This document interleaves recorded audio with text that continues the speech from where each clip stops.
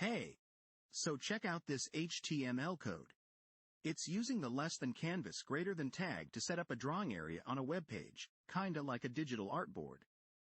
That id equals my canvas part makes it easy to grab and work with in JavaScript. Now, the real magic happens when you call getContext, 2D, on the canvas. It's like grabbing a paintbrush that lets you draw whatever you want in 2 dimensions. With it, we're ready to start creating some cool graphics right on the web page. Imagine you're painting on a digital canvas.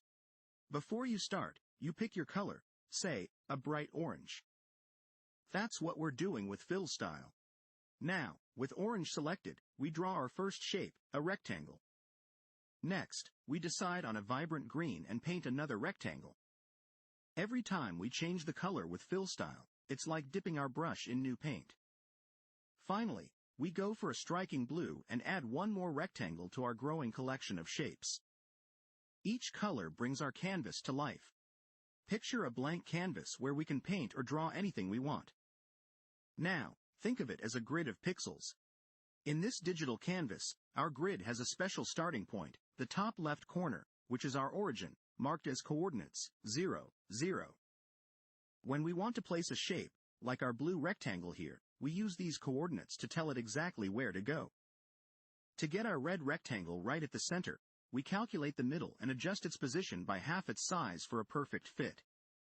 And for our green rectangle, we measure from the end, subtracting its size to place it snugly in the bottom right corner. It's just like planning where to place furniture in a room. Alright, let's dive into the magic of animations in JavaScript using requestAnimationFrame. This handy function keeps our animation smooth by syncing up with the browser's refresh rate. Notice how we're moving a simple red square across the canvas. To prevent a messy trail, we clear the canvas each time before redrawing the square. Without clearing, you'd get a smearing effect, like when you drag something sticky across a surface. By incrementally increasing the square's position and looping the animation, we create the illusion of movement. And if it hits the edge, it wraps around, keeping the animation endless. Cool, right?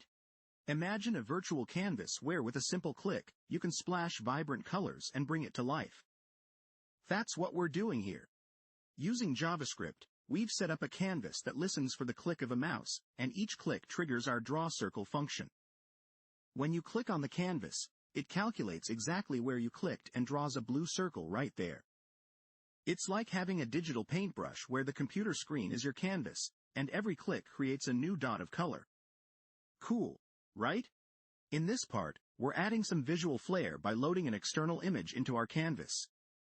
Well, use the drawImage method, which lets us place the image right onto the canvas, scaling it to fit the dimensions. It's super neat, but keep in mind, images might take a sec to download. That's why our code waits for the image to fully load before painting it. If there's a hiccup and the image can't load, we'll see an error in the console. It's a simple but powerful way to manipulate images with Canvas. In this example, we're diving into the nifty process of pixel manipulation using a canvas. First, we paint a blue square. Now, say we want to jazz it up. We grab the image data from a smaller section inside that square. This data is a treasure trove of color information, where every 4 elements represent the red, green, blue, and alpha values of a pixel.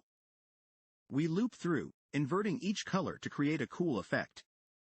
Finally, we put this altered image data right back, transforming our blue square with a new, inverted color patch.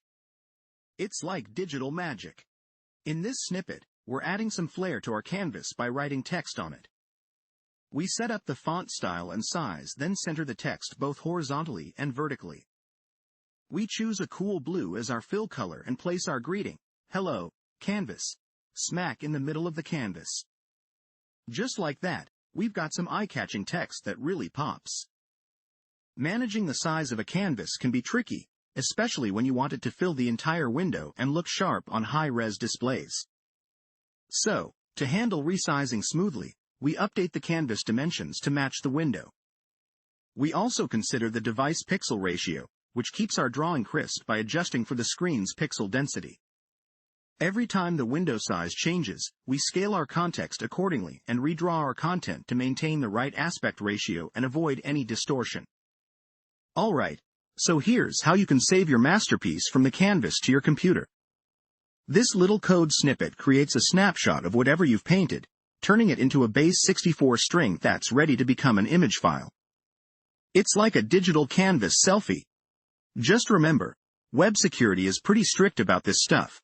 If you're using images from the web that don't have the right permissions, your attempt to save the picture might end up getting blocked to keep the web safe. Pretty cool, huh?